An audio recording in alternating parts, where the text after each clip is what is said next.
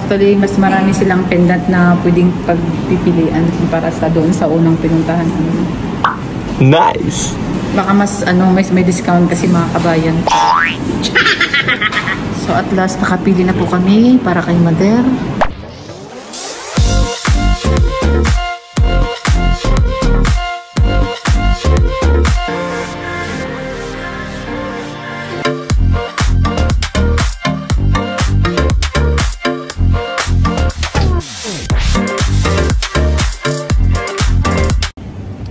So hi guys, andito kami ngayon sa Gold Souk sa aking with my brother. Kasi bibili siya ng gold. Kayamanin siya. So sinamahan ko siya kasi first time niya. So ngayon guys, andito na kami sa Gold Souk. So try naming mag-check sa Safa Gold and Diamond. Actually mag-check pa lang naman kami. Mamimili kami guys kasi nga meron kasing kwintas na pag once na maputol siya, so mahirap siyang idugtong, lalo na pagdating ng Pilipinas. So iba-iba siya, kagaya nito. So ang ganda niya, pero pag once maputol siya, mahirap siyang idugtong. So kumbaga obviously siyang, kung sakaling wala siyang, kumbaga maputol siya, wala siyang chance. So bibenta mo. So ito kasi yung gantong klase, sumigitan nyo guys, pag maputol siya, so hindi siya obviously kumbaga kung idudugtong siya, unlike sa iba. So yun yung concern ni Mother, kaya nagpapabili siya ng gold na ganito. Ay, ito pala ma, ito oh. So, ayun nga guys, dalawang shop na binisita namin. Pero nag-i-inquire po muna kami kasi hindi kasi siya parehas ang making charge. Minsan parehas lang yung gramo nila, pero doon sila nagkakatalo sa making charge kasi hindi parehas. So, titingin pa kami ng ibang store which is na mas makakamura kami ng making charge ng gold. So, ito yung pangatlong store namin na chine-check guys.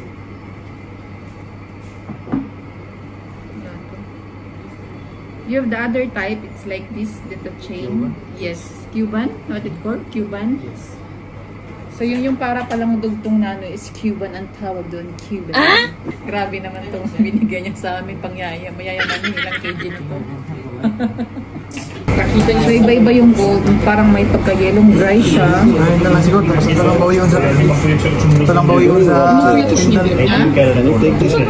So sad to say lang guys, is wala silang yung pendant na pang Mama Mary. Wala siyang pendant na pang Mama Mary para nito.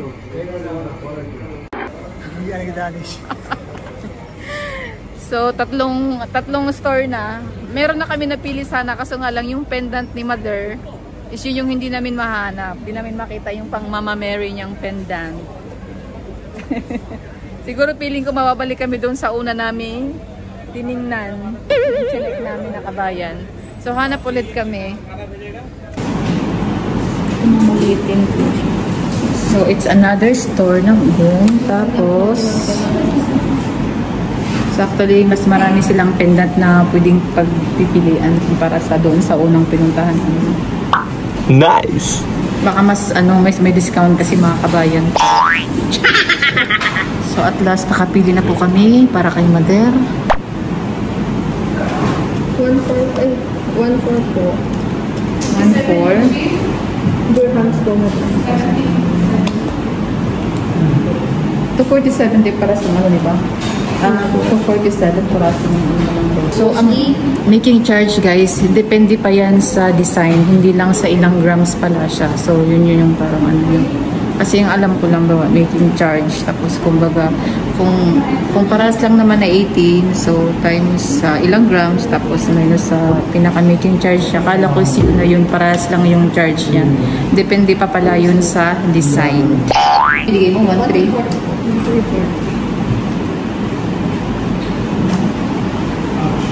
Pwede na. Pwede po. Good price. Ano naman siya, pasok na siya sa ko, kahit paano. Kasi ako yung kasama niya, so ako yung nag-check kung magkano yung making charge plus yung charge tapos yung rate. Kasi kahit paano first time niyang bumili. So, though hindi ka naman first time, pero yung alam ko lang is yung making charge, hindi pa pala yun, depende pa pala yun sa design pag bibili ka ng, ng gold. So, alam niyo na yung ngayon. Charot. Guys, actually, ito yung pang-apat na store na pinasukan namin. Sabi ko lang, isang yung una lang, pero actually, ito yung pang-apat. Kasi, sa making charge saka sa total, medyo buraot kasi ako. Sinecheck ko pa rin, charot. Oh, syempre, tsaka usually mga kabayan din, kaya parang hindi siya mahirap di ba? Convincing na. Oo. Tsaka mabait naman sila, wala namang mga charot. So po, Tesoro Jewels po, ayan, pwede kayong bumisita. At ilalagay ko na lang po yung pinaka niya, yung mobile number niya sa pinakababa. Ang daming pwedeng mga design, tsaka sila, nagbibigay sila ng discount. Kasi imagine pang-apat to pang-apat na store. Matyaga kasi akong matyaga kami nag-iikot. So, ayan po siya.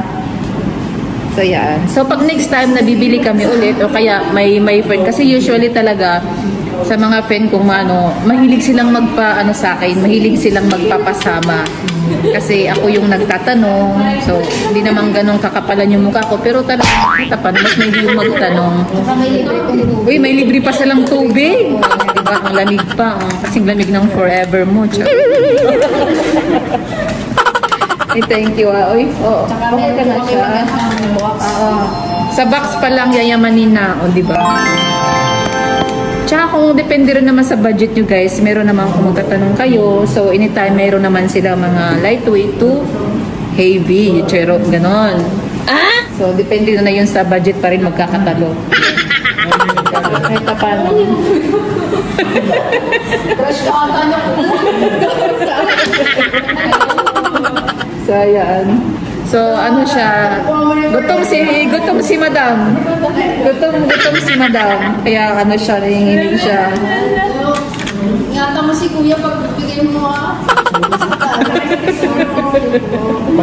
Tesoro po! Ayan, mga tesoro, ayan, viewers, ayan. Ayan siya. Uy, tayo, picture tayo para ilalagay ko to, tapos mga kabayan, para yun yung pinaka-wall ko sa pinakaharap. So, after namin pamili ng gold, it's time for dinner.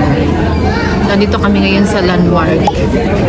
So, kaya napag-isipan ko, kakain ako ng Jollibee. Pero nung dumaka kami ng Jollibee, ay naisip ako, ay wag na lang. Kasi usually naman yung chicken. Para maiba naman din. In-order ko lang is tilapia. Itong tilapia with rice na siya. Tapos, sa kapatid ko naman is papaitan yung in-order niya with sabaw. Kasi yung hilig niya. So, at least may iba man lang hindi na chicken. So, actually nag-diet ako. Ngayon, kain muna kasi gutom ako. So, less rice lang naman. Kasi may kasama na siyang rice. Dito kami sa Landmark. So, usually guys, marami rin mga kumakain dito sa Landmark. Mga Pilipino. Ayan, mga Pilipino.